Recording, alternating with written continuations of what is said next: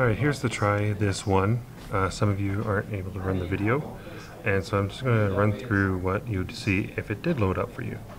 So we have some columns here for, I guess, 100 trials, and we have the normal distribution curve if everything was ideal, with a couple of standard deviations.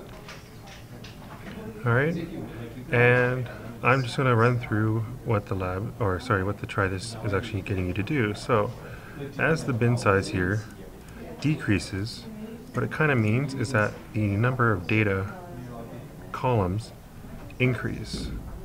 Okay, so I'm just going to jump a little faster here. Alright, so I'm halfway down.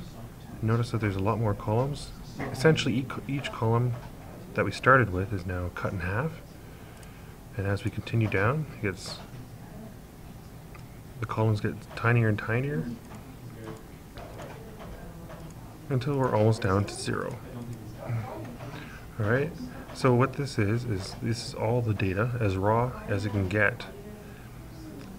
But as our bin size increases, what that means is that a bin could be from any point to any point, not necessarily between exactly 2 standard deviations, but it kind of groups together data that's next to each other and does like an average.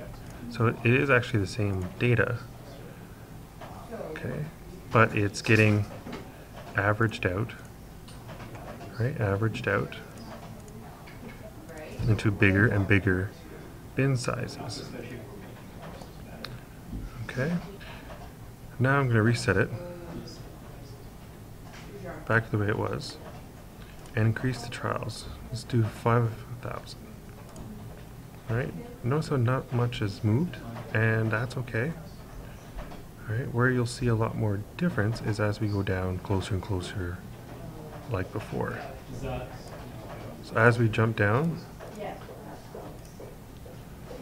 alright, look at our data fits nicely, almost forms a bell as opposed to before, where the data, say for 100 trials, was a little bit more scattered. Right? And if I were to increase it to 10,000, it fits even closer. Right? And that's because the more trials we have, the better the sample set is.